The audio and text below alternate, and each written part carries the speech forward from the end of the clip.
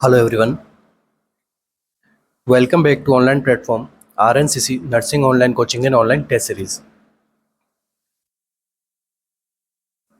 तो जैसा कि आप सभी को पता है कंटिन्यूइंग क्लासेस चलती आ रही है SGPJ RML एग्जाम के लिए।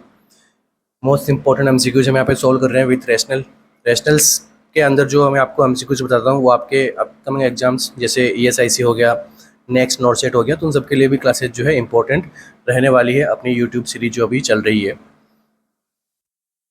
और क्वेश्चंस का लेवल अकॉर्डिंग टू एग्ज़ाम रहने वाला है। ठीक है, तो कुछ आपके बेसिकली एग्ज़ाम जो होना है वो आपके थ्योरी बेस पेपर का रहेगा। ठीक है, कंप्लीट जिसकी थ्योरी अच्छी होगी। ठीक है, थ्योरी के अंदर आप सब चीज़ पढ़ते हैं। ठीक है, सारे क्लिनिकल्स प्रोसीजर भी पढ़ते हैं। ठीक है, सारे अपन यहाँ पे डिजीज कंडीशन भी पढ़ते हैं, नर्सिंग केयर भी पढ़ते हैं, तो मतलब थ्योरी का लेवल काफ़ी अच्छा खासा रहने वाला है यहाँ पे। ठीक है, तो सिनेरियो बेस्ड एमसीक्यू कम और डायरेक्ट क्वेश्चन, ऐसा आंसर जिनमें डायरेक्ट क्वेश्चन का आंसर आपको मिलेगा वहाँ पे, ऐसे एमसीक्यू जो है एग्जाम में ज़्यादा रहने वाले हैं।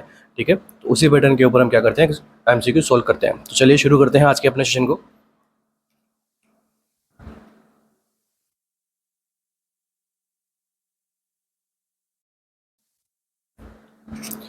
A nurse is caring for a patient with opioid use disorder who is being treated with methadone. Which of the following side effect should the nurse monitor in this patient?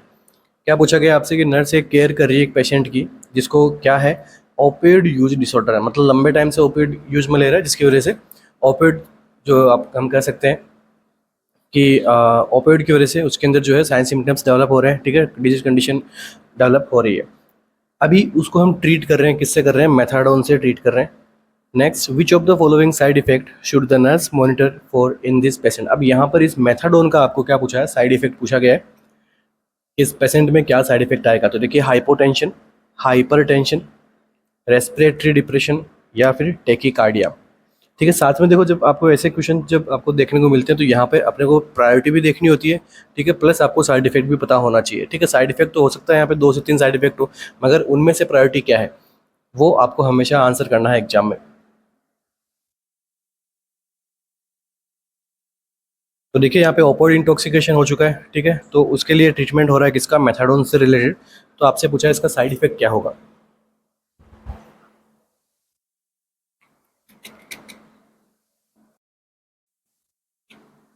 तो देखिए, सबसे पहले हम देख लेते हैं ओपियोइड्स के बारे में।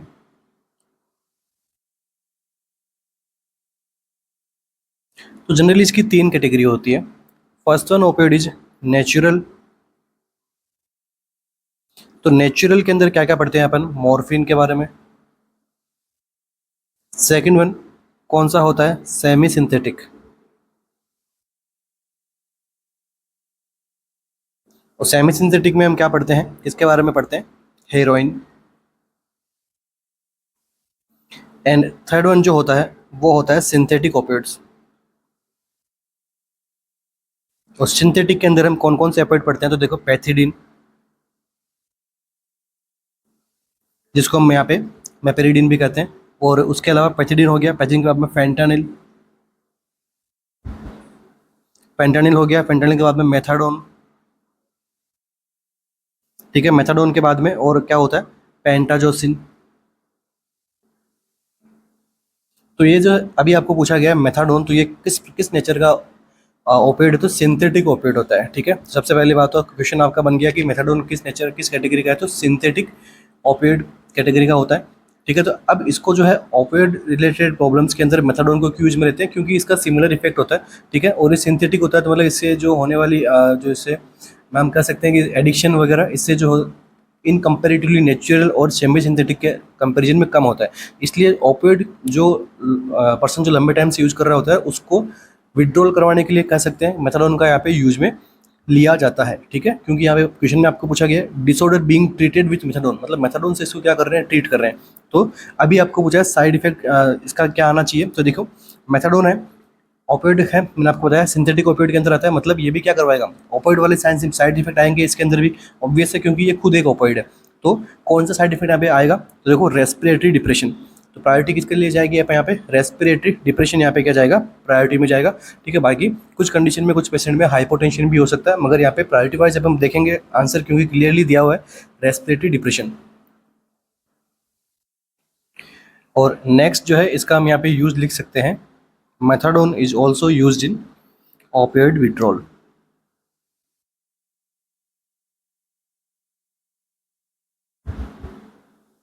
ठीक है, ऑपियोइड विड्रॉल के लिए कौन सी ड्रग यहाँ पे ली जाती है, मेथाडोन। अब इसी का सिमिलर एक एमसीक्यू और आता है एग्जाम के अंदर कि एल्कोहल विड्रॉल के लिए ड्रग बता दीजिए।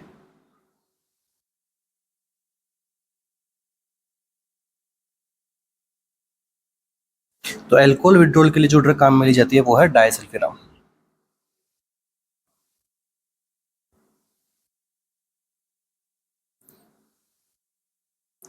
नेक्स्ट एमसीक्यू आता है मेथाडोन से ही कि एज ए नर्स अगर मेथाडोन किसी के चल रहा है तो आपकी क्या क्या रिस्पॉन्सिबिलिटी होती है, किन किन चीज़ों को हमें क्या करना होता है, मॉनिटर करना होता है। तो देखिए सबसे पहले ईसीजी चेंजेस क्या आ सकते हैं आपके, ईसीजी चेंजेस खूब यहाँ पे फेमस एमसीक्यू बनता है मेथाडोन से।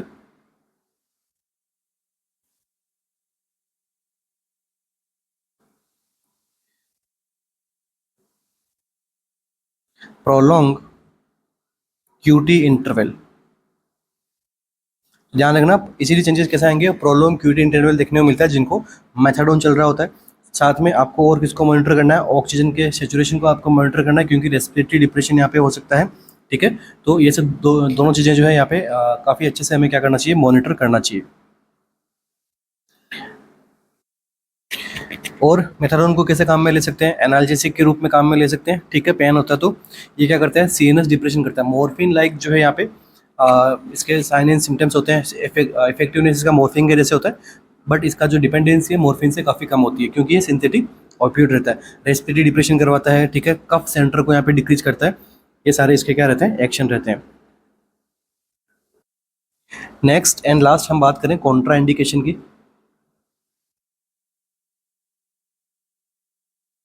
कौन कौन सी कंडीशन में जो है मेथाडोन को कॉन्ट्रा इंडिकेट रखना है, तो देखिए सबसे पहले तो ट्रॉमेटिक शॉक के अंदर,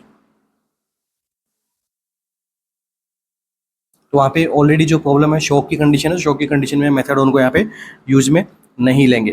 दूसरा, कोई बायलरी प्रॉब्लम हो, क्योंकि मेथाडोन का जो यहाँ पे मेटाबॉलिज्म है वगैरह वो कौन करवाता है, लीवर करवाता है। इसलिए अगर कोई बायलरी कोई प्रॉब्लम हो, कोई हेपेटिक प्रॉब्लम हो, तो हमें क्या करना है, कॉन्ट्रा इंडिकेट रखना होता है। ठीक है, साथ में मेथाडोन जो एक्सक्रीशन होगा किससे होता है, रेनल से, रेनल के द्वारा एक्सक्रीट होगा। तो अगर प्रॉब्लम है वहाँ पे किडनी में प्रॉब्लम है, रेनल इनसफिशियंसी हो, तब भी क्या करना है, मेथाडोन को यहाँ पे काम में नहीं लेना है। और इसके अलावा एब्सोल्यूट कॉन्ट्राइंडिकेशन की मैं बात करूँ, ठीक है, ये सब तो कॉन्ट्राइंडिकेशन है। इसके अलावा आईसीपी, आईसीपी अगर पेशेंट का बड़ा हो तो मेथाडोन को काम में नहीं लेना है। और साथ में हेड इंजरी, यहाँ पर भी मेथाडोन को हमें काम में नहीं लेना है। तो ये सारे एमसीक्यू हो गए मेथाडोन से अकेले से रिलेटेड। और ये जो एमसीक्यू जैसे हैं जो मोस्टली फ्रिक्वेंटली एग्जाम में पूछे रहते हैं, ठीक है, और आपको अगर पूछेगा मेथाडोन से रिलेटेड तो इसी के सराउंडिंग एमसीक्यू बनेगा। तो अगर आपका टॉपिक थोड़ा बहुत भी क्लियर रहेगा एग्जाम के टाइम पे तो उससे क्या है कि एमसीक्यू जो है आपका करेक्ट हो जाएगा। चलिए, और ये सारे रेशनल्स जो मैं बता रहा हूँ ये आपके नॉट सेट के लिए इंपॉर्टेंट है, ईएसआईसी के लिए इंपॉर्टेंट है। ठीक है, बाकी एमसीक्यूज का लेवल जो है वो एसजीपीजे आरएमएल के लेवल का है। ठीक है, इसको भूलना नहीं है अपने को।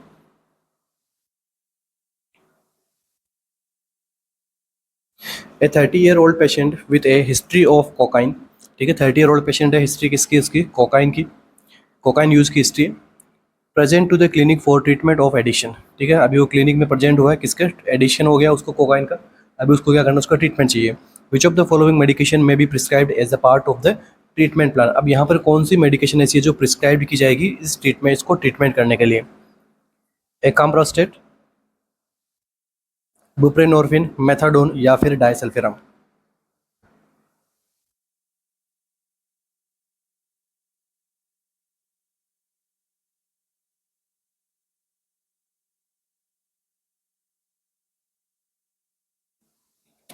तो देखिए कोकाइन का यहाँ पे ओवर यूज हो रहा है, ठीक है, कोकाइन की वजह से प्रॉब्लम हो रही है, इसके ट्रीटमेंट को या फिर इसको मैं कह सकता हूँ एडिक्शन को ट्रीट करने के लिए कौन सी ड्रग यहाँ पे दी जाएगी। तो देखिए सबसे पहले बात करते हैं कोकाइन के बारे में। कोकाइन क्या है, एक प्रकार से कोकाइन और एक इसके सिमिलर एक कंपाउंड और होते हैं, क्या नाम होता है इसका, मेथाफेंटामिन्स।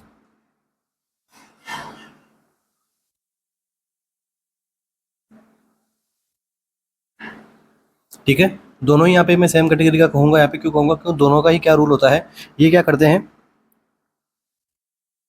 ब्रेन और हार्ट को क्या करते हैं, स्टिमुलेशन करते हैं। तो जब ब्रेन और हार्ट को यहाँ पे स्टिमुलेशन होगा तो मतलब एक तो क्या हो जाएगा, सीएनएस स्टिमुलेशन हो जाएगा, प्लस ये क्या करेगा, टेकिकार्डिया कोज करवाएगा। टेकिकार्डिया के साथ में क्या करवाता है, ब्लड प्रेशर को भी अफेक्ट करता है। ठीक है, क्योंकि ये जो है स्टिमुलेशन का काम करते हैं इसलिए। तो अब क्या हो रहा है, एडिक्शन हो रहा है, इसको हमें क्या करना है, ट्रीट करवाना है। तो किससे ट्रीट कराओगे, कौन यहाँ पे ड्रग ऑफ चॉइस रहेगा, आंसर इज बुप्रेनॉर्फिन। ठीक है, तो बुप्रेनॉर्फिन ड्रग यहाँ पे जो है वो दी जाएगी अगर यहाँ पे कोकाइन का एडिक्शन हो रहा है इसलिए। अब यहाँ से दो इंपॉर्टेंट अपने एमसीक्यूज निकलेंगे। First one is for cocaine and second one is मेथाफेंटामाइंस।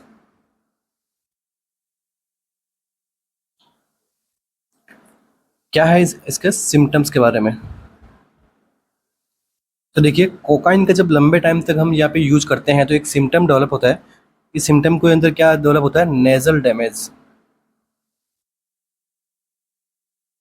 यहाँ से एमसीक्यू आपका इस प्रकार से बनेगा कि एक पेशेंट, एक नर्स है, उसके बाद में एक पेशेंट आया है, वो क्या कर रहा है, एक यहाँ पे ओवर यूज कर रहा है, ठीक है, किसी भी सब्सटेंस का। ठीक है, फॉर एग्जांपल आपसे कुछ भी सब्सटेंस पूछ लेंगे। ठीक है, अब वो पूछेंगे भाई कौन सा सब्सटेंस, कौन सा यहाँ पे सिम्टम ऐसा आएगा जो बताएगा कोकाइन ओवर यूज के बारे में। तो उस आपको देखना होगा क्या पेशेंट में, नेजल डैमेज। ठीक है, हमेशा जब जो पेशेंट कोकाइन यूज करता है तो उसमें क्या देखने को मिलता है, नेजल डैमेज देखने को मिलता है। अब अगर ये आपसे पूछ ले मेथापेंटामाइंस का यूज करता है लंबे टाइम से, तो यहाँ पे क्या डेवलप होता है, डेंटल प्रॉब्लम्स। तो ये दोनों एमसीक्यूज आपके थोड़े अच्छे लेवल के एमसीक्यूज हैं, नोट सेट के अंदर पूछा जा सकता है इन दोनों के बारे में। ठीक है, जैसा मैं आपको बता रहा हूँ, रेशनल्स भी अपने काफ़ी ज़्यादा इंपॉर्टेंट रहने वाले हैं। तो एमसीक्यू आए, डेंटल प्रॉब्लम है। ठीक है, सब्सटेंस यूज कर रहा है, डेंटल प्रॉब्लम है, तो डेंटल प्रॉब्लम किससे होती है, मेथाफेंटामाइन से। अगर आपसे पूछ ले कि नेजल डैमेज हो रहा है तो सब्सटेंस कौन सा यूज कर रहा है, वो कोकाइन। दो सीधे एमसीक्यूज बनते हैं। इसके अलावा फर्स्ट लाइन इंटरवेंशन क्या रहेगा। ठीक है, अगर एब्यूज डिसऑर्डर का है तो पेशेंट को क्या करना है, आपको मॉनिटर करना है। ठीक है, रेस्पिरेटरी डिप्रेशन वगैरह है तो उसके लिए आप क्या करना है, मॉनिटर करना है, हेल्थ केयर प्रोवाइडर को इन्फॉर्म करना होता है। नेक्स्ट देखिए, अगर कोई पर्सन है वो ओपियोइड्स कंज्यूम कर रहे हैं तो कौन कौन से साइन सिम्टम डेवलप होते हैं। तो यहाँ से सीधा हमसे क्यों बोलता है, साइन सिम्टम के बारे में पूछे, ओपियोइड कंटिन्यू कर रहा है तो देखो, सबसे पहले तो स्पीच जो होता है उसका कैसा हो जाता है, स्लरी स्पीच, प्रॉपर तरीके से वो स्पीच नहीं कर पाएगा। उसके बाद में रेस्पिरेटरी रेट इन क्लाइंट्स की क्या होती है, कम होती है। ठीक है, तो नॉर्मल कितनी होती है ये, ठीक है, नॉर्मल कितनी होती है, हम कह सकते हैं 12 से 20 से नॉर्मल होती है। ठीक है, तो इससे क्या होगा, ये डिक्रीज होगी। इसके अलावा और क्या देखने को मिलेगा, कॉन्स्ट्रिक्टेड प्यूपिल्स।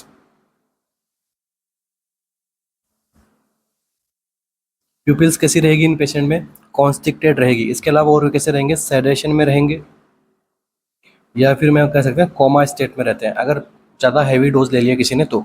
अब इसके लिए हम क्या करते हैं, ओपोइड को विड्रॉल करवाते हैं।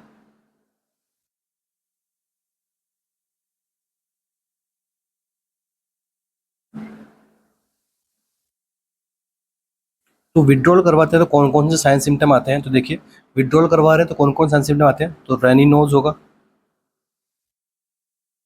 और क्या देखने को मिलेगा, डायफोरेसिस, और क्या देखने को मिलेगा, इंसोम्निया। एंड यहाँ पे पिपिल कैसे है, कॉन्स्ट्रिक्टेड, तो यहाँ पे कैसे हो जाएगी, डायलेटेड, विड्रॉल के टाइम पे। ठीक है, तो विड्रॉल के टाइम पे डायलेटेड। विड्रॉल करेंगे कैसे, ये भी यहाँ से भी एमसीक्यू पूछता है, ट्रीटमेंट विड्रॉल करेंगे कैसे, तो आंसर क्या रहेगा, नाल्ट्रेक्सोन। ठीक है, नाल्ट्रेक्सोन यहाँ पे यूज में लेंगे। नाल्ट्रेक्सोन क्या करेगा, रिड्यूस करेगा क्रेविंग को। या फिर मैं कहूँ इसको एक यहाँ पे टर्म काम में लेते हैं, क्या काम में लेते हैं, रिलैप्स। ठीक है, रिलैप्स को यहाँ पे प्रिवेंट रिलैप्स। ठीक है, नाल्ट्रेजन प्रिवेंट रिलैप्स मतलब क्रेविंग्स को क्या करेगा, कम करेगा। इसके अलावा और विड्रॉल में जो ड्रग काम में ली जाती है वो कौन सी ड्रग काम में लेंगे, क्लोनिडीन। ये क्या करेगा, डिक्रीज करेगा किसको, ब्लड प्रेशर को। और जो ड्रग काम में लेते हैं मैंने भी आपको पढ़ाया, कौन सा, मैथाडोन। ठीक है, लो डोज ओपिएट होता है।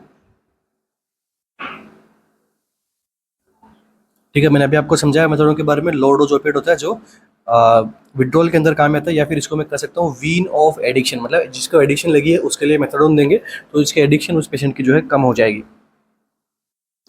अब देखिए, बार बार हम यहाँ पे सुनते रहते हैं टॉलरेंस हो गया, विड्रॉल हो गया, डिपेंडेंस हो गया, तो होते क्या है, ठीक है, इनके बारे में देख लेते हैं। First one is tolerance.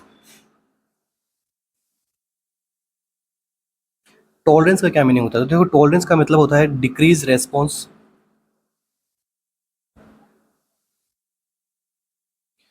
To a drug. कोई ड्रग हम ले रहे हैं, ठीक है, उससे हमें क्या बॉडी में रेस्पॉन्स डिक्रीज हो जाए, इसे हम कहते हैं टॉलरेंस। ठीक है, तो और ये जो किसके साथ में ज़्यादा होता है, तो एल्कोहल्स के साथ में। सेकेंड वन है विड्रॉल। तो विड्रॉल क्या होता है? विड्रॉल होता है symptom that develop after abruptly stopping drugs या फिर एल्कोहल। विड्रॉल का मतलब क्या होता है? जब एल्कोहल कोई पर्सन कंज्यूम कर रहा है लंबे टाइम से, या फिर कोई ड्रग कंज्यूम कर रहा है, उसको हम यहाँ पे सडनली स्टॉप कर रहे हैं, ठीक है, एब्रप्टली स्टॉप कर दे रहे हैं, तो उसके बाद में जो सिम्टम्स आ रहे हैं उन्हें क्या कहते हैं? विड्रॉल। ठीक है, जैसे अभी ओपियोइड विड्रॉल के मैंने अभी सिम्टम पढ़ाया आपको जस्ट अभी ऊपर के साइड में। ठीक है, तो ओपियोइड विड्रॉल में सिम्टम क्या क्या आ रहे थे? रनी नोज हो रहा था, डायप्रोसिस हो रहा था, इंसोम्निया हो रहा था, और डायलेटेड प्यूपिल्स हो रहे थे। तो वहाँ पे इस विड्रॉल को ट्रीटमेंट के लिए मैंने आपको क्या बताया था? नाल्ट्रेक्सोन, ठीक है, क्लोनिडीन, ठीक है, मेथाडोन, ये सब चीज़ें हम यहाँ पे यूज में लेते हैं। इसके बाद में जो थर्ड जो टर्म यूज में लेते हैं वो है डिपेंडेंस। अब इस डिपेंडेंस का क्या मीनिंग होता है? डिपेंडेंस का मतलब होता है द बॉडीज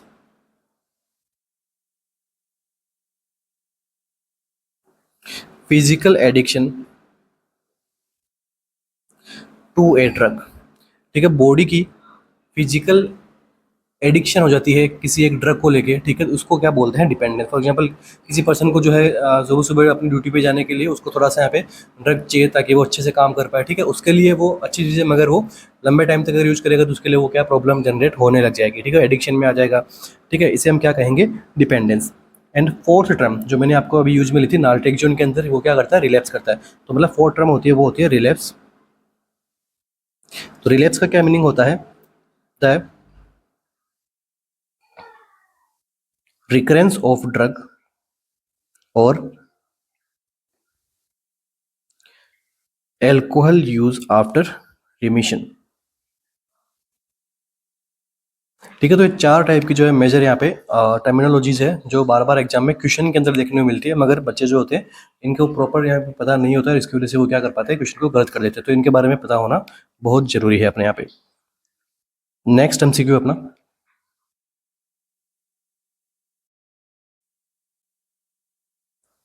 इसी के साथ ही आगे बढ़ने से पहले आप सभी के लिए एक यहाँ पे छोटी सी इन्फॉर्मेशन। IGPG आरएमएल लखनऊ के लिए जो हमारी टेस्ट सीरीज कंटिन्यू की जा रही है, टोटल उसमें 120 टेस्ट सीरीज है। ठीक है, 120 यहाँ पे जो है यहाँ पे टेस्ट पेपर्स आपको देखने को मिलेंगे। डेली एग्जाम पैटर्न सीरीज जो आपको देखने को मिलेगी, ये जो है आपको हमारे ऑफिशियल ऐप के ऊपर मिलेगा। ठीक है, iOS के लिए और प्ले स्टोर पे जो है अपना एप्लीकेशन उपलब्ध है। ठीक है, वहाँ पे जाके आप टाइप करोगे RNCC, तो वहाँ पे आपको जो है एप्लीकेशन मिल जाएगी, तो उसको आपको जो है लॉगिन करना है। लॉगिन करने के बाद में आपको जो है ये टेस्ट सीरीज जो है वहाँ पे आपको होम पेज के ऊपर मिल जाएगी। तो जो भी स्टूडेंट्स इन एग्जाम्स के लिए प्रिपरेशन कर रहे हैं, काफ़ी अच्छा अपना लास्ट ईयर भी एग्जाम में काफ़ी अच्छा रेस्पॉन्स रहा था SGPI के एग्जाम में, RML के एग्जाम में, तो होपफुली हम आगे इसको कंसिडर करते हुए चल रहे हैं कि वापस से फिर से अपनी जो टेस्ट सीरीज है उसका अच्छा रिस्पांस रहने वाला है। टेस्ट सीरीज के रिगार्डिंग आपको किसी भी प्रकार का नॉलेज लेना हो या कुछ पूछना हो तो आप हमारे सपोर्टिव नंबर पे कॉल एंड मैसेज कर सकते हैं।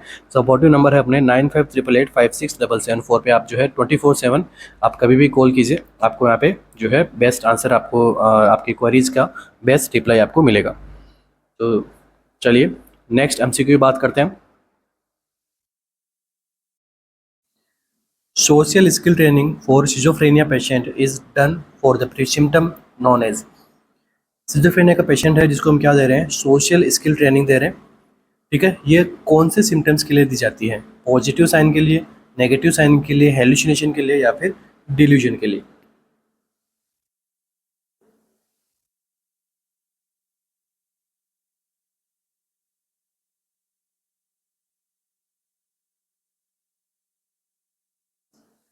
सोशल स्किल ट्रेनिंग जो है कौन से सिम्टम्स के लिए दी जाती है? पॉजिटिव साइन के लिए, नेगेटिव साइन के लिए, हेलुसिनेशन के लिए एंड डेल्यूजन के लिए।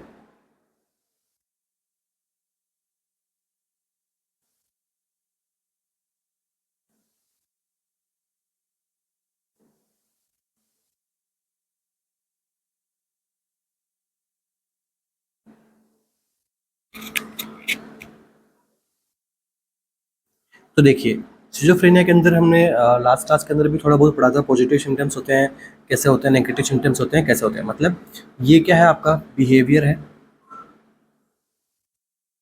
अब इस बिहेवियर में कुछ ऐड हो जाए तो कुछ सिम्टम आएंगे, वो कौन से आएंगे? Positive symptom. अब इस नॉर्मल बिहेवियर से कुछ यहाँ पे रिमूव हो जाए तो वो सिम्टम्स आएंगे, कैसे आते हैं? Negative effect. तो देखो, पॉजिटिव इफेक्ट की हम बात करें तो नॉर्मल पर्सन में हेलुसिनेशन नहीं रहता है, तो मतलब अब यहाँ पर हेलुसिनेशन अगर इंट्रोड्यूस हो रहा है पर किसी पेशेंट में शिजोफ्रेनिया के, तो वो क्या है, उसका पॉजिटिव है। ठीक है, हेलुसिन सारे टाइप के हेलुसिन यहाँ पे काम में ले सकते हैं। उसके बाद में डिल्यूजन, ये भी यहाँ पे काम में ले सकते हैं। ठीक है, डिसऑर्गेनाइज थिंकिंग,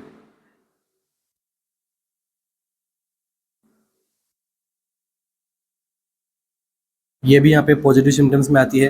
ठीक है, रिपीटेड मूवमेंट, ये भी आएंगे किसमें? पॉजिटिव सिम्टम्स के अंदर। ठीक है, बिजार बिहेवियर हो गया, डिल्यूजन हो गया। ठीक है, डिल्यूजन ऑफ परसिक्यूशन वगैरह, अपने वो डिसीजंस नहीं ले पा रहा है कोई पर्सन, तो सारे सिम्टम्स कैसे आते हैं? पॉजिटिव में।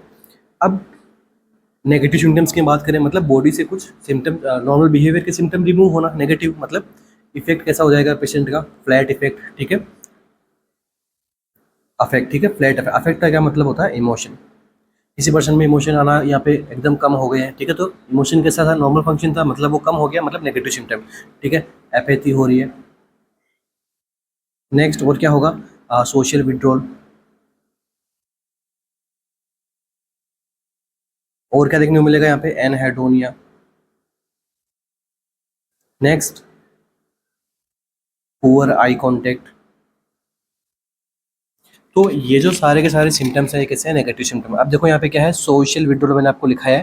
तो सोशल विड्रॉल जो है कौन से सिम्टम्स के अंदर काम में लिया जाता है? तो सोशल विड्रॉल काम में लेते हैं नेगेटिव साइन के अंदर। ठीक है, तो शिजोफ्रेनिया के नेगेटिव साइन के अंदर सोशल स्किल ट्रेनिंग करवाते हैं। ठीक है, तो एलोजिया हो गया, एनहेडोनिया हो गया, एपैथी हो गया, तो इन सिम्टम्स के अंदर हम क्या करते हैं? सोशल ट्रेनिंग करवाते हैं। और जो पॉजिटिव सिम्टम्स होते हैं, इनके लिए हम क्या करते हैं? कौन सी थेरेपी काम में लेते हैं? तो देखो, सबसे पहले तो medication therapy, behavioural therapy, and last में कॉग्निटिव थेरेपी। इन सबको यहाँ पे जो है काम में लिया जाता है। तो आराम से समझ गए, सोशल स्किल ट्रेनिंग यहाँ पे जिसोफ्रेनिया के अंदर काम में लेते हैं, तो कौन से सिम्टम्स के लिए लेंगे? तो नेगेटिव सिम्टम्स के लिए। नेक्स्ट एमसीक्यू अपना,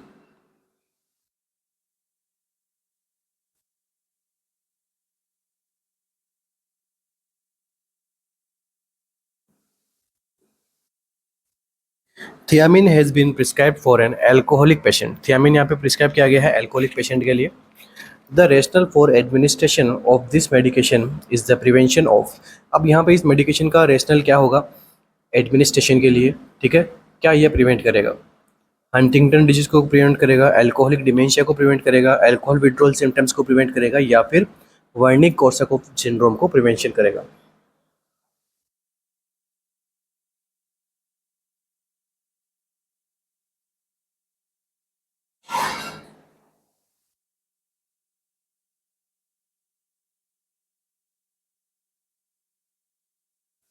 तो क्या आंसर रहेगा भाई? अल्कोहल का जो पेशेंट है, अल्कोहल कंजप्शन कर रहा है, उसके अंदर हम क्या कर रहे हैं? थियामिन विटामिन यहाँ पे प्रोवाइड करवा रहे हैं। ठीक है, बी कॉम्प्लेक्स विटामिन है तो सबको पता है। तो थियामिन का यहाँ पे देने का रीज़न क्या है? ये क्या प्रिवेंट करेगा? तो देखो, थियामिन जो होता है, ये काम करता है किसमें? प्रोडक्शन में। किसके प्रोडक्शन में?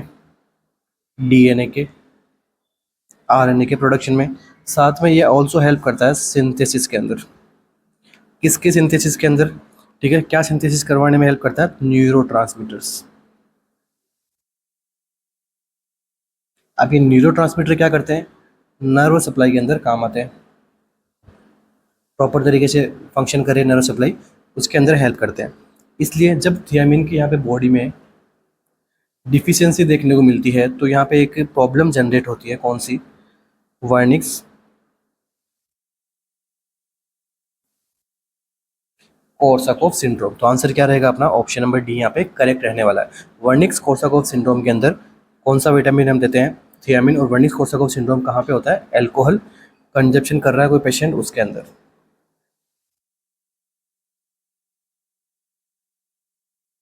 तो देखिए, वर्निक्स जो एंसेफेलोपैथी होती है, वर्निक्स का पूरा नाम क्या होता है? Wernicke's encephalopathy. तो एंसेफेलोपैथी यहाँ पे ब्रेन, यहाँ पे क्या हो रहा है? अफेक्ट हो रहा है। तो ब्रेन के अंदर अफेक्ट हो रहा है तो कौन से पार्ट अफेक्ट होता है? सेरेबेलम, सेरेबेलम अफेक्ट होता है। दूसरा क्या अफेक्ट होगा? Brain steam. ठीक है, अब देखो, जब ब्रेन स्टीम अफेक्ट होता है, सेरेबेलम अफेक्ट होता है, तो साइन सिम्टम कौन कौन से आएंगे पेशेंट के अंदर? कंफ्यूजन के, और ऑफ्थेल्मोप्लेजिया,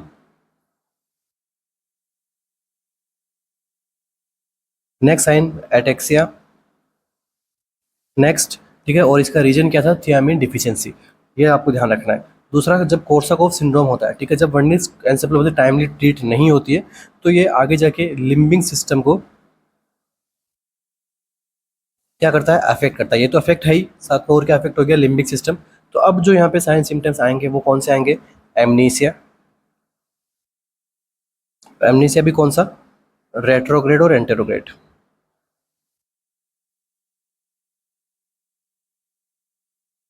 इसके अलावा और क्या होगा? कॉन्फेबुलेशन। और क्या देखने को मिलेगा यहाँ पे? ठीक है, कॉन्फेबुलेशन वाले साइन सिम्टम्स भी यहाँ पे जो है पेशेंट में देखने को मिलते हैं। अब देखिए, नेक्स्ट आगे अपना एमसीक्यू बनेगा कि ऑफ्थेल्मो यहाँ पे प्लेजिया हो रहा है, तो इसका यहाँ पे रीजन क्या है? कौन सी नर्व में प्रॉब्लम होगा तो यहाँ पे ऑफ्थेल्मोप्लेजिया होता है? तो आंसर क्या रहेगा? ओक्यूलोमोटर। फंक्शन क्या करेगा? अल्टर हो जाएगा ओक्यूलोमोटर का फंक्शन। तो क्या होगा यहाँ पे? ऑफ्थेल्मोप्लेजिया होगा, नेस्टिगमस होगा। इसके अलावा कंफ्यूजन हो रहा है, मतलब सेरेबेलर एडिशन, सेरेबेलर का जो सेरेबेलम का रीजन है वो प्रॉपर काम नहीं कर रहा है, अटेक्सिया हो रहा है। ठीक है, तो अपर लिम्ब में यहाँ पे अटेक्सिया नहीं रहता, लोअर लिम्ब में जनरली अटेक्सिया यहाँ पे डेवलप होता है, और यहाँ पे मेंटल स्टेटस भी अल्टर होते हैं। अब यहाँ से एमसीक्यू बनता है कि इन तीनों को हम क्या कहते हैं? ट्राइड। ठीक है, classical tried of the Wernicke's encephalopathy, ये आपको ध्यान में रखना है। अब ये क्या है? एक इमरजेंसी कंडीशन है, तो इसके लिए हम क्या करेंगे? ट्रीटमेंट भी इसका जो है जल्दी से करना होगा, थायमिन वगैरह यहाँ पे पेशेंट को प्रोवाइड करवाना होगा। तो एक तो आपको ध्यान रखना, क्रॉनिक एल्कोहलिज्म वाले कंडीशन में होता है। दूसरा मैलिग्नेंसी में हो सकता है। थर्ड, हाइपरेमेसिस ऑफ प्रेगनेंसी के अंदर हो सकता है। उसके बाद में बैरियाट्रिक सर्जरी के अंदर हो सकता है, एनोरेक्सिया नर्वोसा के अंदर वर्निक्स एंसेफेलोपैथी हो सकती है। ठीक है, ये सारे सिम्टम्स मैं वर्निक्स एंसेफेलोपैथी के बारे में बता रहा हूँ। ठीक है, वर्बली बता रहा हूँ, आप नोट डाउन कर सकते हैं। नेक्स्ट देखिए, एक इसके ट्रीटमेंट से एमसीक्यू बनता है, और वो भी मॉनिटर का एमसीक्यू है कि वर्निक्स एंसेफेलोपैथी के हम जब ट्रीटमेंट करते हैं तो हम क्या देते हैं? थियामिन। ठीक है,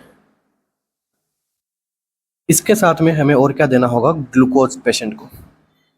अब अगर हम केवल ग्लूकोज प्रोवाइड करवा देंगे, थियामिन अगर प्रोवाइड नहीं करेंगे, क्योंकि साइंस सिम्टम देखो कन्फ्यूजन भी हो रहा है। ठीक है, तो पेशेंट में लग रहा है कि वहाँ पे अगर डिहाइड्रेशन की वजह से हो रहा है, या फिर हाइपोग्लाइसीमिया की वजह से भी यहाँ पे कन्फ्यूजन हो सकता है पेशेंट में।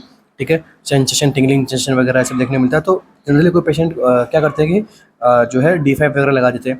ठीक है, तो अब वो यहाँ पे नहीं देंगे। क्या आपको पता है कि वर्निक एंसेफेलोपैथी में आपको क्या देना है? थियामिन देना है। तो थियामिन के साथ में क्या देंगे? ग्लूकोज देंगे। अब अगर ऐसा नहीं करेंगे तो क्या होगा? जो वर्निक एंसेफेलोपैथी के जो सिम्टम है वो और ज़्यादा वर्स हो जाएंगे। दूसरा, इसके जो ट्रीटमेंट को कभी हम यहाँ पे अब्रप्टली जो है यहाँ पे विड्रॉल नहीं करना है ट्रीटमेंट को। ठीक है, आराम से कंटिन्यू स्टेप बाय स्टेप जो हमें यहाँ पे ट्रीटमेंट फॉलो करना पड़ेगा, और ताकि वर्निक एंसेफेलोपैथी को हम ठीक करेंगे, ताकि जो क्या है कोर्साकॉफ साइकोसिस में कन्वर्ट नहीं होगा। चलिए नेक्स्ट एमसीक्यू।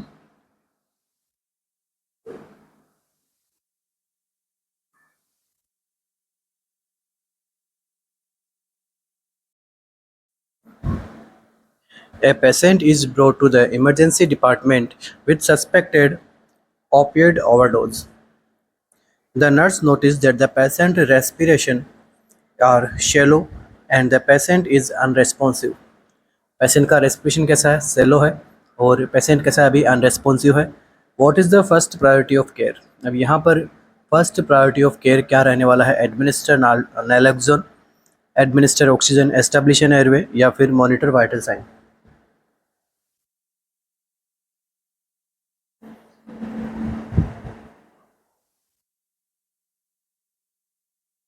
तो देखिए, सबसे पहले तो ओवरडोज हो चुका है। ओपोइड्स के बारे में मैंने आपको आज के सेशन में बता दिया है, ठीक है। अभी ओपोइड्स कैसे क्या काम करते हैं, ठीक है, रेस्पिरेशन को अल्टर करता है। मतलब क्या हो गया, रेस्पिरेशन कैसा हो रहा है यहाँ पे, शेलो हो रहा है, साथ में पेशेंट भी कैसा हो गया, अनरेस्पॉन्सिव हो गया। जब ऐसे सिनेरियो आपके सामने बनता है तो प्रायोरिटी जो जाएगी वो जाएगी कैसे, एस्टैब्लिशन एयरवे। ऑप्शन नंबर सी क्या रहेगा यहाँ पे, करेक्ट रहने वाला है, ठीक है। एयरवे को आप प्रायोरिटी दोगे। एयरवे को एस्टैब्लिश कैसे कर सकते हैं हम, ठीक है, एयरवे को ओपन रखने का काम करेंगे। कैसे, किससे कर सकते हैं, तो नेजोफेरिंजियल एयरवे से,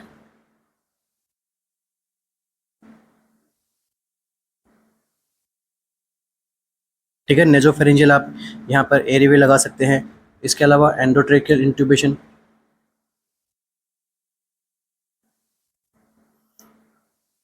ठीक है, एंडोट्रेकियल ट्यूब से हम क्या कर सकते हैं, एयरवे को पेटेंट रख सकते हैं। अब जब एयरवे यहाँ पे सिक्योर्ड है, एयरवे सिक्योर होने के बाद में जो हम क्या कर सकते हैं, यहाँ पे ऑक्सीजन को एडमिनिस्टर करेंगे। उसके बाद में क्या करेंगे, नेलोक्सोन वगैरह ये आप बाद में दे सकते हैं, ताकि ऑपोइड्स के इफेक्ट को क्या किया जा सके, रिवर्स किया जा सके।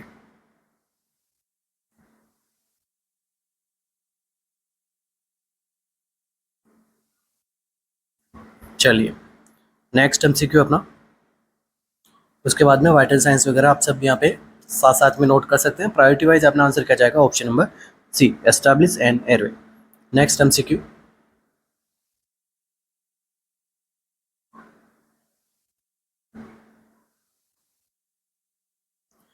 Inhibin is secreted by. Inhibin जो होता है वो कहाँ से सीक्रेशन होता है इसका, स्ट्रोमा सेल से, लेडिंग सेल से, कॉर्पस ल्यूटेम से या फिर सरफेस एपिथेलियम।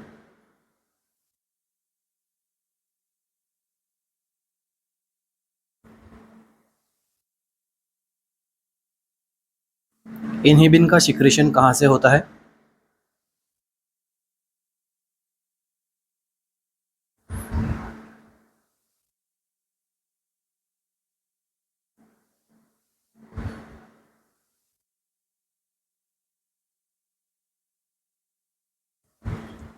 तो देखिए सर, सबसे पहले क्या दिया गया है, सरफेस एपिथेलियम।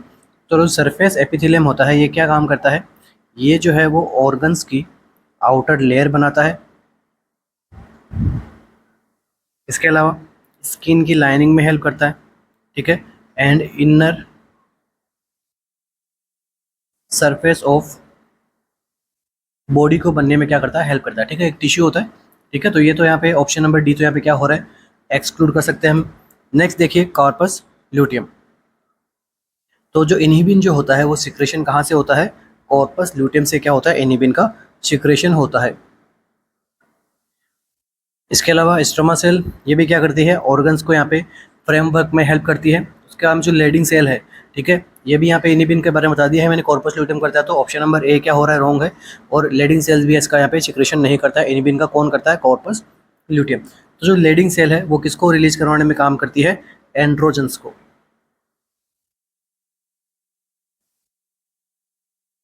ठीक है, टेस्टोस्टेरोन।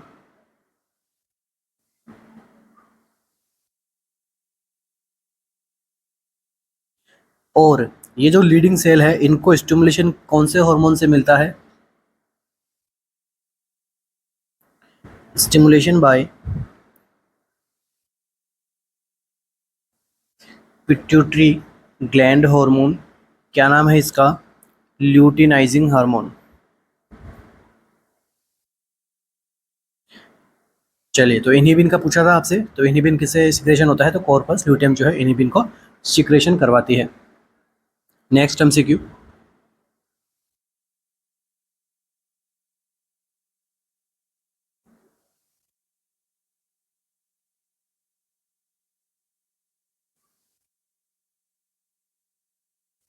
आगे ने कीजिए एमसीक्यू आप सभी के लिए। विच of the following is the largest cranial nerve. कौन सी क्रेनियल नर्व जो होती है वो लार्जेस्ट होती है, cranial nerve 7, cranial nerve 6, cranial nerve 10 और क्रेनियल नर्व 5, ट्रांसजेमिनल।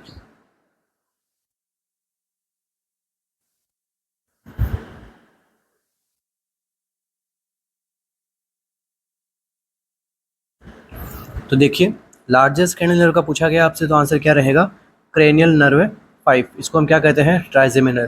ठीक है, इसमें प्रॉब्लम होगी तो जो डिजीज कंडीशन होती है, प्रॉब्लम होती है, उसमें क्या कहते हैं, ट्राइजेमिनल न्यूरैल्जिया।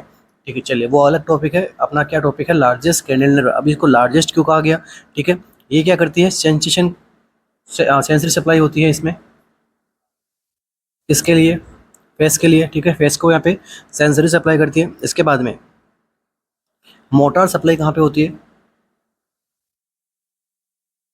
मोटर सेंसेशन कहाँ पे शुरू होती है, यहाँ पे मसल्स में, फेशियल मसल्स के अंदर क्या होते हैं, मोटर सप्लाई दो शुरू होती है। तो सेंसरी भी होती है, मोटर भी होती है। इसके अलावा इसकी लार्जेस्ट हमने नाम क्यों दिया, क्योंकि इसकी ब्रांचेज होती है। कौन कौन सी ब्रांचेज होती है, सबसे पहले 5-1 क्या नाम होता है इसका, ऑप्थेल्मिक। 5-2 ठीक है, इसका क्या नाम होता है, मैक्सिलरी। एंड 5-3 इसका क्या होता है, मैंडिबुलर। तो आपसे पूछा जा सकता है कि विच of the following is not a branch of cranial nerve 5। ठीक है, तो इसमें कौन सी ब्रांच नहीं होगी, एक और ऑप्शन बना के आपको दे देंगे, फिर आपको पूछेंगे, एक्सेप्ट करके पूछ सकते हैं, डायरेक्टली पूछ सकते हैं। तो वो जो इन तीनों के अलावा जो रिमेनिंग रहेगा वो अपना आंसर रहेगा। अब इसमें से देखिए जो ऑप्थेल्मिक है और जो नेक्स्ट इसके बाद में मैक्सिलरी आर्टरी जो नर्व सप्लाई होती है, वो प्योरली यहाँ पे कैसी रहती है, सेंसरी सप्लाई। ये भी एमसीक्यू इंपॉर्टेंट है, पूछा गया है एक बार। ठीक है, तो ट्राइजेमिनल नर्व के अंदर कौन कौन सी यहाँ पे सेंसरी होती है, कौन सी मोटर होती है। इसके अलावा जो मैंडिबुलर डिवीजन होता है, ठीक है, इस ब्रांच का, तो ये रहती है प्योरली। ठीक है, मैंडिबुलर में क्या रहता है, सेंसरी भी रहेगा एंड मोटर सप्लाई, दोनों यहाँ पे रहती है। ठीक है, मैंडिबुलर में दोनों, और सेंसरी प्योरली कौन सी रहती है, ऑप्थेल्मिक ब्रांच और मैक्सिलरी ब्रांच। ये होती है ट्राइजेमिनल नर्व के बारे में थोड़ा अपना ओवरव्यू कि भाई कैसे काम करती है, कहाँ पे रहती है, कैसे काम करती है। ठीक है, नेक्स्ट एमसीक्यू अपना,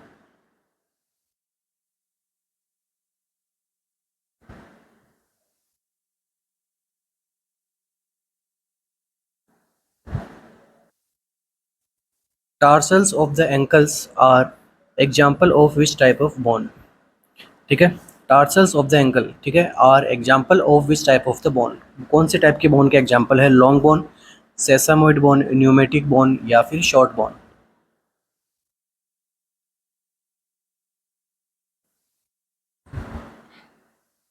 तो कौन सी बोन का एग्जाम्पल होते हैं, ठीक है, tarsal of the ankles, tarsal जो है वो कौन सी बोन के एग्जाम्पल है। तो देखिए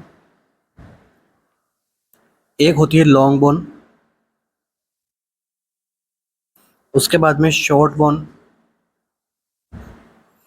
then flat bone, then irregular bone, and then sesamoid bone.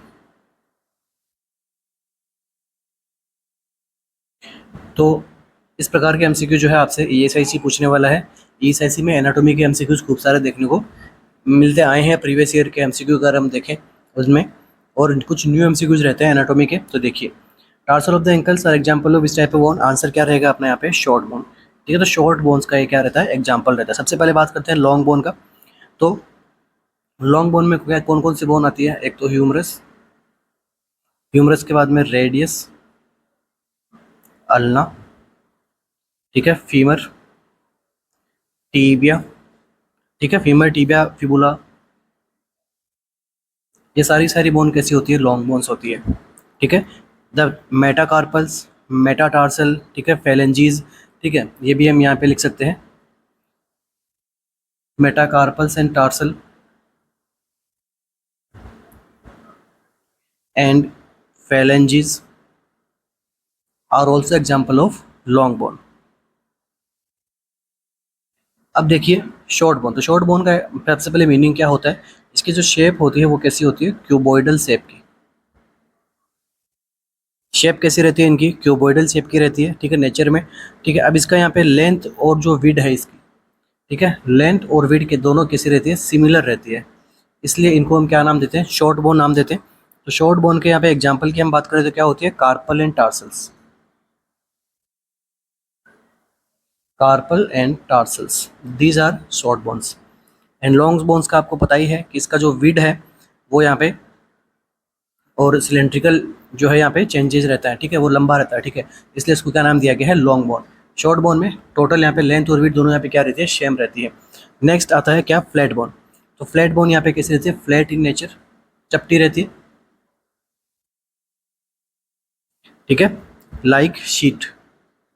Sheet कैसी होती है किसी भी फॉर्म के ऊपर, ठीक है, वो शीट के लाइक जैसे इनकी स्ट्रक्चर देखने को मिलती है। तो फ्लैट बोन में क्या क्या आता है आपका, स्कल बोन।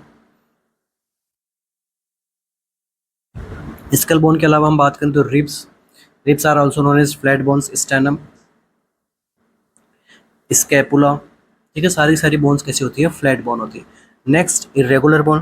तो इरेगुलर में क्या आता है, एक तो आपका वर्टिब्रल कॉलम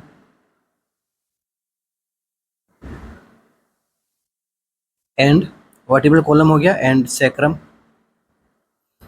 इसके अलावा पेल्विस, ठीक है, इरेगुलर बोन में देखने को मिलता है। सेसामोइड में क्या रहता है, पटेला, ठीक है। तो यहाँ पे ये हो गया आपका 5 टाइप ऑफ बोन्स के बारे में। और टार्सल के बारे में पूछा था आपसे, तो टार्सल कैसे टाइप का एग्जांपल रहता है, तो शॉर्ट बोन का एग्जांपल रहता है।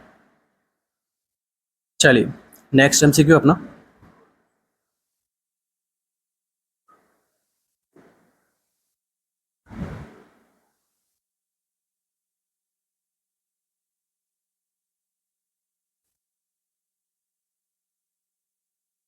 Incubation period of staphylococcus food poisoning is, ठीक है, इंक्यूबेशन पीरियड कितना रहता है स्टेफाइलोकोकस फूड पॉइजनिंग का, 4 to 6 hour, 6 to 12 hours, 12 to 18 hours, या फिर 18 to 24 आवर्स। इंक्यूबेशन पीरियड पूछा आपसे स्टेफाइलोकोकस फूड पॉइजनिंग के अंदर।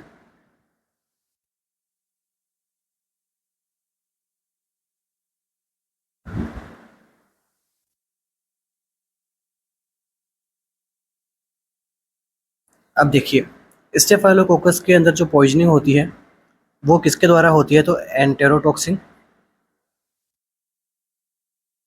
ठीक है। अब ये जो एंटेरोटॉक्सिन्स रहते हैं कैसे होते हैं, प्री फॉर्म्ड रहते हैं, ठीक है, प्री फॉर्म्ड टॉक्सिन्स हम कहते हैं इसको। तो प्री फॉर्म्ड टॉक्सिन होने की वजह से इनमें जो पॉइजनिंग का टाइम ड्यूरेशन होता है वो कैसा होता है, शॉर्ट होता है। अब यहाँ पे जब पॉइजनिंग होगी तो क्या क्या साइन सिम्टम आएगा, नोजिया वोमिटिंग यहाँ पे जो है कॉमन साइन सिम्टम रहेगा, प्लस डायरिया, ये सारे साइन सिम्टम देखने को मिलते हैं। अब जैसे ये प्री फॉर्म्ड टॉक्सिन है, अंदर जाके इसको बैक्टीरिया को यहाँ पे बनाना नहीं है, टॉक्सिन को पहले से रेडीमेड रहता है इनके पास में, तो इससे जो पॉइजनिंग होती है उसका ड्यूरेशन पूछा आपसे कितना होगा, 4 to 6 आवर्स। इंपॉर्टेंट है, पूछा भी जा चुका है एमसीक्यू एक बार के लिए, तो कि incubation period of staphylococcus food poisoning is 4 to 6 hours. Next MCQ,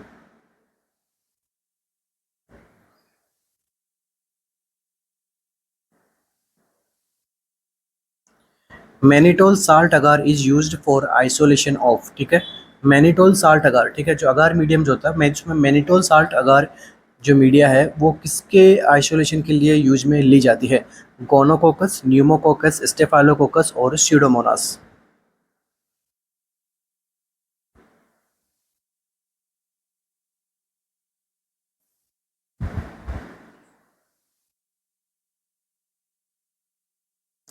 तो देखिए mannitol salt agar is used for the isolation of, किसके आइसोलेशन में काम आता है, तो स्टेफाइलोकोकस के आइसोलेशन में इसको काम में लिया जाता है। And again it is also very important MCQ. अब देखिए मैनिटोल साल्ट अगर मीडियम के अंदर स्टेफाइलोकोकस को यहाँ पे क्या किया जाएगा, एक तो डिफ्रेंशिएट किया जाएगा, दूसरा इसको क्या किया जाएगा, आइडेंटिफिकेशन, आइडेंटिफिकेशन ऑफ स्टेफाइलोकोकस। अब इसमें क्या है, मैनिटोल अगर है तो इसके अंदर एक तो यहाँ पे क्या प्रेजेंट रहता है, मैनिटोल प्रेजेंट रहेगा, साथ में क्या प्रेजेंट रहेगा, सोडियम क्लोराइड। अब देखिए नेक्स्ट एमसीक्यू जो बनेगा वो बनेगा, आपने क्या कर लिया, डिफ्रेंशिएट कर लिया, इसमें क्या है स्टेफाइलोकोकस, कैसे डिफ्रेंशिएट किया, तो देखिए staphylococcus aureus produce the yellow colonies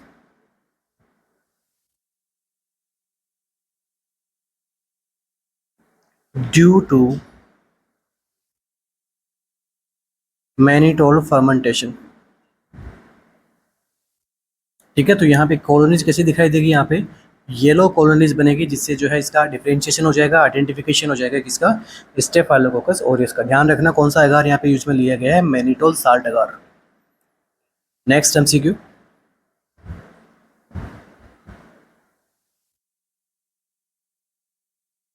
all of the following are secondary causes of nephrotic syndrome except. ठीक है, सभी के सभी ऑप्शंस कैसे हैं, सेकेंडरी कॉज है नेफ्रोटिक सिंड्रोम को, एक को छोड़ के कौन सा ऑप्शन नहीं होगा, तो मीजल्स, मलेरिया, सिफिलिस और toxoplasmosis.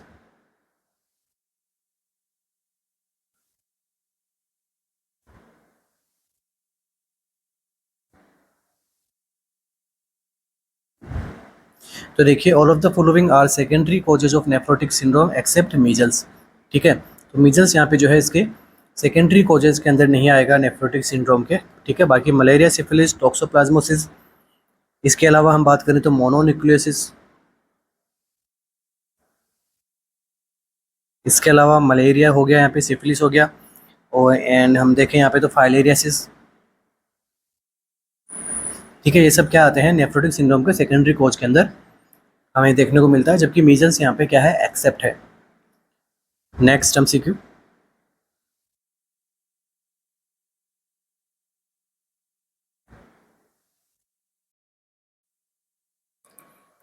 The nurse is planning care for a 2-year-old who has nephrotic syndrome. ठीक है, नर्स यहाँ पे केयर प्लानिंग कर रही है एक 2-year-old की, जिसको क्या है, नेफ्रोटिक सिंड्रोम है, और अभी वो कौन सी स्टेज में है, रिमिशन में। What type of diet should the nurse plan to feed this child. अब यहाँ पे आपसे पूछा है कि डाइट कौन सी रखनी चाहिए बच्चे को फीड करवाने के लिए। नेफ्रोटिक सिंड्रोम है और अभी वो कौन सी स्टेज में है, रिमिशन की स्टेज में है, ये भी ध्यान में रखना, रिमिशन की स्टेज में है वो भी। तो यहाँ पे कौन सी डाइट को हम यहाँ पे फॉलो करेंगे, high protein low caloric, high caloric low protein diet, low sodium low fat diet, या फिर regular diet no added sugar.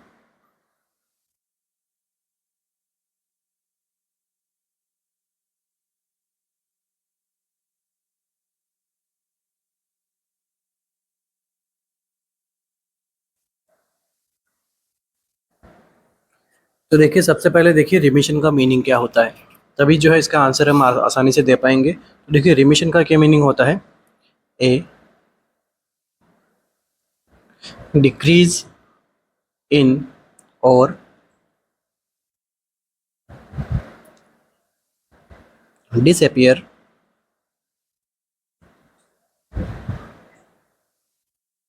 disappearance of sign and symptom of disease, जिसे हम क्या कहते हैं, रिमिशन। मतलब क्या हो गया कि डिजीज के साइन एंड सिम्टम क्या हो रहे हैं, या तो डिसअपियर हो रहे हैं या वो एकदम एकदम डिक्रीज हो चुके हैं। ठीक है, तो इस स्टेज को हम क्या कहते हैं, रिमिशन स्टेज। और अब यहाँ पर रिमिशन स्टेज के अंदर एक नेफ्रोटिक सिंड्रोम का बच्चा है, वहाँ पर डाइट पूछे आपसे, तो आंसर क्या रहने वाला है यहाँ पे, तो आंसर यहाँ पे रहेगा, ठीक है, रिमिशन स्टेज साइन सिम्टम्स एकदम डिक्रीज हो चुके हैं या फिर डिसअपियर हो चुके हैं, best answer is option number D. यहाँ पे इसको क्या देंगे, रेगुलर डाइट देंगे, no added sugar. Option number D क्या रखेगा यहाँ पे, करेक्ट रहेगा। अब देखिए, रिमिशन का क्या मतलब हो गया, साइन सिम्टम डिसअपियर हो रहे हैं, मतलब एक तो इसमें क्या हो रहा था, प्रोटीनूरिया होता है नेफ्रोटिक सिंड्रोम के अंदर, तो प्रोटीन यूरिन के अंदर क्या होता है, डिक्रीज होता है, साथ में स्वेलिंग भी क्या हो गई बच्चे की यहाँ पे कम हो गई, तो इसलिए आप रेगुलर डाइट दे सकते हैं। ठीक है, और मेंटेन कैलोरी, ठीक है, जो बच्चे के यहाँ पे रिक्वायर्ड कैलोरी रहेगी वो डाइट यहाँ पे प्रोवाइड करवाना है, उसमें रेगुलर डाइट में उसमें प्रोटीन भी रहने वाला है, कैलोरीज भी रहेगी, ये सब चीज़ें रहेगी। नेक्स्ट देखिए, high protein and low calorie, तो यहाँ पे हाई प्रोटीन डाइट यहाँ पे जो है नहीं देंगे, क्योंकि किडनी क्या कर रही है, कॉम्प्रोमाइज रहती है फिर भी। ठीक है, अभी क्या है, रिमिशन की स्टेज डिसअपियर हुए हैं, प्रॉपर तरीके से वो ठीक नहीं हुआ अभी तक। ठीक है, तो किडनी यहाँ पे जो है कॉम्प्रोमाइज्ड रहती है, ठीक है, अभी तक, इसलिए यहाँ पे जो हाई प्रोटीन डाइट यहाँ पे नहीं प्रोवाइड करवाएंगे। नेक्स्ट देखिए, high caloric low protein diet, तो प्रोटीन तो यहाँ पे नॉर्मल रखना है, कैलोरी भी नॉर्मल रहनी चाहिए, तो लो कैलोरी देंगे, बच्चे में पहले से क्या है, फटीग है, तो कैलोरी की यहाँ पे रिक्वायरमेंट रहती है इसमें, तो low calorie sorry high calorie की यहाँ पे डाइट जो है क्या करेगी, हाई कैलोरी डाइट यहाँ पे मेटाबॉलिक फंक्शन को अल्टर कर देगी। ठीक है, तो मेटाबॉलिक फंक्शन को यहाँ पे अल्टर नहीं करवाना, इसलिए हाई कैलोरिक डाइट भी यहाँ पे नहीं देनी है, रेगुलर डाइट यहाँ पे देनी है। ठीक है ना, थोड़ा यहाँ पे करेक्ट करते हैं यहाँ पे। ठीक है, तो हाई कैलोरिक डाइट यहाँ पे नहीं देनी है, रेगुलर डाइट देनी है, नॉर्मल कैलोरी मेंटेन करनी है, और लो प्रोटीन डाइट भी नहीं देनी है, नॉर्मल डाइट आपको यहाँ पे प्रोवाइड करवानी है। नेक्स्ट, लो सोडियम लो फैट। ये डाइट हम कब देते हैं? When proteinuria is present. जब प्रोटीनूरिया प्रेजेंट होता है नेफ्रोटिक सिंड्रोम के अंदर, तब कौन सी डाइट देंगे? लो सोडियम लो फैट डाइट यहाँ पे प्रोवाइड करवाएंगे, जिससे जो है स्वेलिंग वगैरह यहाँ पे बॉडी में कम देखने को मिलेगी। ठीक है, तो आपसे पूछे कि रिमिशन की स्टेज के अंदर बच्चा है, नेफ्रोटिक सिंड्रोम में डाइट कौन सी रहेगी? Regular diet, no added sugar, ऊपर से कोई शुगर ऐड नहीं करनी है, जो डाइट में ग्लूकोज रहता है वही यहाँ पे क्या है, सफिशिएंट होगा। Next MCQ, the clinical manifestation of nephrotic syndrome include which of the following. मैं क्लिनिकल मैनिफेस्टेशन पूछा आपसे नेफ्रोटिक सिंड्रोम का कि क्या यहाँ पे इंक्लूड होगा? Haematuria, massive proteinuria, increased serum albumin and weight loss.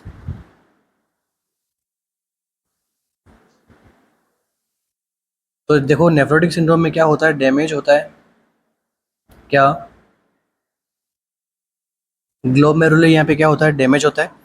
ठीक है, जिसकी वजह से क्या होता है, बॉडी में एडिमा देखने को मिलता है। कहाँ पे देखने को मिलेगा? जनरली फीट में एंड एंकल्स में। अब एडिमा की वजह से पेशेंट में क्या होगा,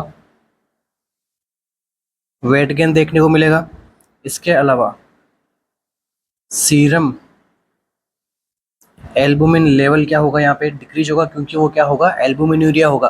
ठीक है, प्रोटीनूरिया होगा, एल्बुमिन जो है यूरिन में निकल जाएगा, तो ब्लड का जो सीरम एल्बुमिन लेवल है वो क्या रहेगा, डिक्रीज रहेगा। इसके अलावा हिमेचूरिया, हिमेचूरिया भी कभी कभी प्रेजेंट रहता है, मगर हर बच्चे के अंदर हिमेचूरिया प्रेजेंट नहीं रहता है। तो बेस्ट आंसर जो क्या रहेगा यहाँ पे, मैसिव प्रोटीनूरिया जो है यहाँ पे देखने को मिलेगा नेफ्रोटिक सिंड्रोम वाले पेशेंट में। तो हम कह सकते हैं सीरम एल्बुमिन डिक्रीज होता है, इसको इस टाइम को हम क्या बोलेंगे, हाइपो एल्बुमिनेमिया। ठीक है, ब्लड के अंदर एल्बुमिन लेवल कम मिलेगा। ठीक है, और यूरिन के अंदर एल्बुमिन का लेवल देखने को मिलेगा। नेक्स्ट एमसीक्यू आप सभी के सामने, a nurse in the emergency department observing 4-year old child for sign of increase intracranial pressure. ठीक है, 4-year old चाइल्ड है, उसमें कौन से साइन आ रहे हैं, increase intracranial pressure after a fall from bicycle. ठीक है, बाईसाइकिल से गिरने के बाद में इंट्राक्रैनियल प्रेशर बढ़ा है, उसके कुछ साइंस यहाँ पे ऑब्जर्व कर रही है, 4 साल का बच्चा है। Resulting in head trauma, head trauma हुआ उसको, which of the following sign और symptoms would be a cause of concern. तो कौन सा साइन एंड सिम्टम जो है यहाँ पे कंसर्न का कॉज रहेगा? रिपीटेड वॉमिटिंग होना, bulging anterior fontanelle, inability to read short words from the distance of 18 inch, या फिर sign of sleepiness at 10 PM। तो साइन तो यहाँ पे बहुत सारे देखने को मिलते हैं जब आईसीपी बढ़ता है, तो बट कौन सा साइन ऐसा है जो कंसर्न करने लायक साइन रहेगा?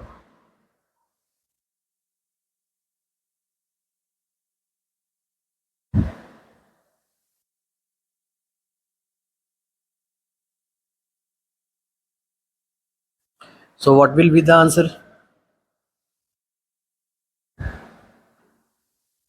तो देखिए यहाँ पे जो कंसर्नफुल यहाँ पे साइन रहेगा वो रहेगा रिपीटेड वॉमिटिंग। रिपीटेड वॉमिटिंग कैसे, कि भाई यहाँ पे हेड ट्रॉमा हुआ है, हेड ट्रॉमा की वजह से क्या हुआ, ब्रेन के जो डेलिकेटेड ब्रेन टिश्यूज होते हैं उनमें क्या हुआ, डैमेज होता है।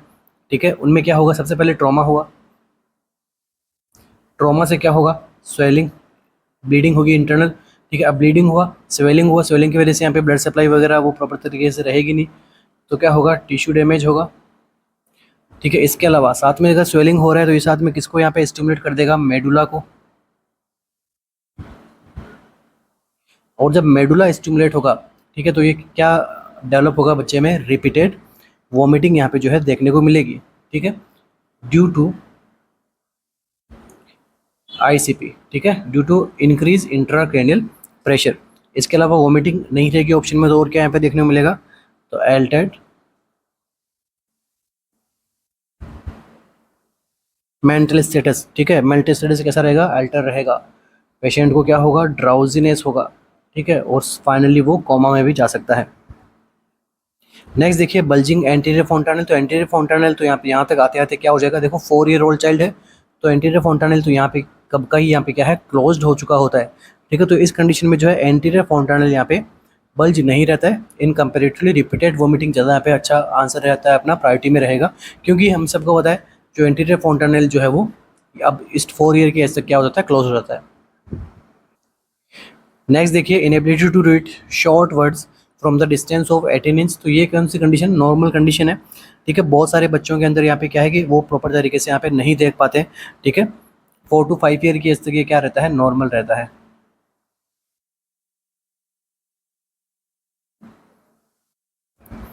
एंड ऑप्शन नंबर डी भी कौन सी कंडीशन में है, नॉर्मल है ये। तो ऑप्शन बी यहाँ पे रॉन्ग हो रहा है, सी यहाँ पे रॉन्ग हो रहा है, डी भी यहाँ पे क्या हो रहा है, रॉन्ग हो रहा है। नेक्स्ट एमसीक्यू,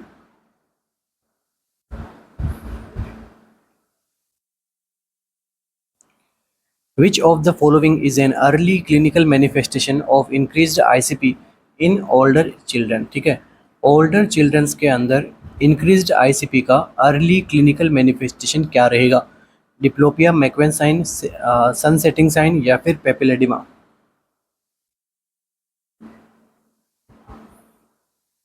ठीक है, तो आपसे पूछा गया है चिल्ड्रंस के अंदर इंक्रीज आईसीपी का अर्ली क्लिनिकल मैनिफेस्टेशन कौन सा रहेगा, डिप्लोपिया, मैकवेन साइन, सन सेटिंग आइज और पेपिलेडिमा।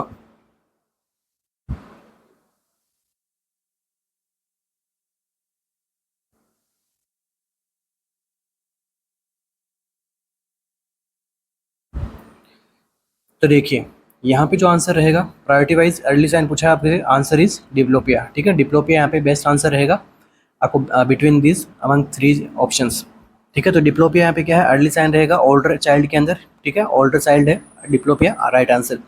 मैकवेन साइन का दूसरा नाम क्या होता है, क्रैक्ड पॉड साउंड, ठीक है। जब हम यहाँ पे हेड के ऊपर टेपिंग करते हैं तो क्रैक्ड पॉड जैसा आपको साउंड सुनाई देता है।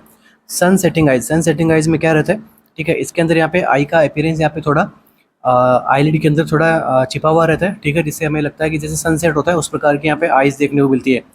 तो ये भी जो है किस में देखने को मिलता है, इन्फेंट में, ठीक है, इन्फेंट में ज़्यादा रहता है जब वहाँ पे आईसीपी जो है इंक्रीज रहता है उसमें। नेक्स्ट पेपेलेडिमा, पेपेलेडिमा कैसा रहता है, लेट साइन।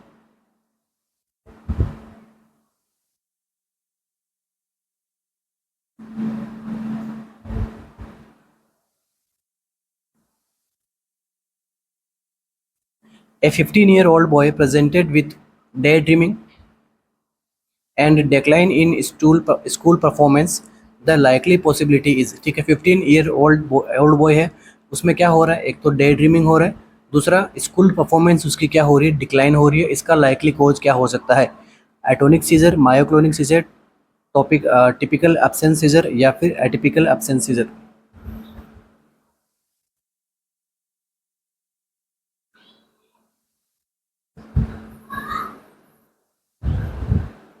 तो देखिए ये एमसीक्यू मैंने आपको पढ़ा रखा है, अभी रिसेंट में मैंने आपको सीजर का टॉपिक कंप्लीट करवाया इन्हीं कुछ क्लासेस के अंदर, ठीक है। मेरी लास्ट की कुछ 3 से 4 क्लासेस पहले मैंने ये कंप्लीट टॉपिक पढ़ाया मैंने आपको अच्छे से कि बच्चों में जो है सीजर आता है किस प्रकार से आता है, ठीक है। और यहाँ पे पीडियाट्रिक एज के अंदर यहाँ पे सीजर होता है, तो सब चीज़ें मैंने आपको यहाँ पे एक्सप्लेन की है। तो उसके अंदर मैंने आपको बताया था एक एब्सेंस सीजर के बारे में, ठीक है। उसमें मैंने आपको ये भी बताया था कि डे ड्रीमिंग होता है बच्चे को, ठीक है। अब जब डे ड्रीमिंग होगा तो कौन सा टाइप का एब्सेंस सीजर यहाँ पे देखने को मिलता है, तो आंसर क्या रहेगा, typical absence seizure. Right answer क्या रहेगा, टिपिकल एब्सेंस सीजर। तो देखिए तो हॉलमार्क साइन क्या रहता है, डे ड्रीमिंग, ठीक है। टिपिकल एब्सेंस सीजर का हॉलमार्क साइन है ये।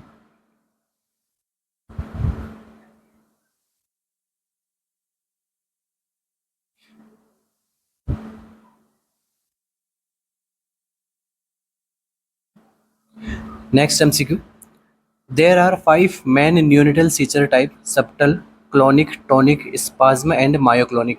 5 टाइप के मेन न्यूनिटल सीजर होते हैं। Which one of the following seizure is frequently not associated with electrographic discharge. तो कौन सा इनमें से सीजर जो है वो फ्रिक्वेंटली नॉट एसोसिएटेड करता है किसके साथ में, इलेक्ट्रोग्राफिक डिस्चार्ज के साथ में। Focal clonic, subtle focal tonic या फिर generalised myoclonic?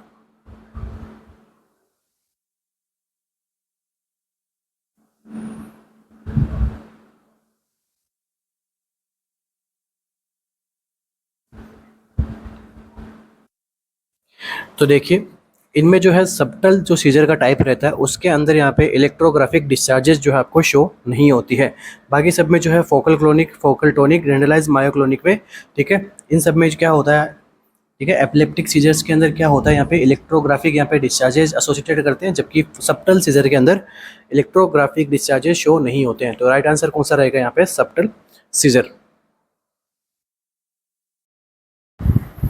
So thank you so much बने रहने के लिए। मिलते हैं अपने नेक्स्ट सेशन में, जिसके अंदर अगेन हम कुछ इंपॉर्टेंट एमसीक्यू सॉल्व करेंगे, S G P G, RML और ईएसआईसी के लिए भी क्लासेस जो है इंपॉर्टेंट है, और नोटसेट के लिए भी जो है यहाँ पे इंपॉर्टेंट है क्लासेस, क्योंकि एमसीक्यू जो है नोटसेट के अंदर आप सभी को पता है सारा कुछ यहाँ पे मैटर जो है एग्जाम के लिए इंपॉर्टेंट रहता है, और जो इंपॉर्टेंट एमसीक्यूज है वही हम यहाँ पे सोल्व करवाते हैं विद रैशनल्स। तो मिलते हैं अपने नेक्स्ट सेशन में। Wish you all the best. और आप सभी के लिए एक इन्फॉर्मेशन है टेस्ट सीरीज के रिगार्डिंग, ठीक है, नीचे आपके सपोर्टिव नंबर दिए हुए हैं हमारे, ठीक है, आप इन पे क्या करना है, डायरेक्ट कॉल या मैसेज कर सकते हैं किसी भी हमारी टेस्ट सीरीज को आपको एनरोल करना है। फॉर एग्जांपल एएसआईसी के हमने कंटिन्यू कर रखे हैं अभी टेस्ट सीरीज, और काफ़ी अच्छा रिस्पॉन्स है स्टूडेंट्स के और से भी, और प्रीवियस एग्जाम्स के अंदर भी अपना टेस्ट सीरीज का जो है काफ़ी अच्छा रिस्पॉन्स मिला है सेलेक्टेड कैंडिडेट से। और S G P J R M L के लिए भी टेस्ट सीरीज कंटिन्यू है, तो इनके लिए आप यहाँ पे सपोर्टिव नंबर पे कॉल और मैसेज कर सकते हैं। इसके अलावा जो भी न्यूज़ आप ज्वाइन किया है अपने चैनल को, तो वो लाइक शेयर सब्सक्राइब जरूर करके जाएँ, और कमेंट कर सकते हैं, ठीक है, क्लासेस के रिगार्डिंग कैसे चल रही है क्लासेस वगैरह, ठीक है। Okay, thank you so much.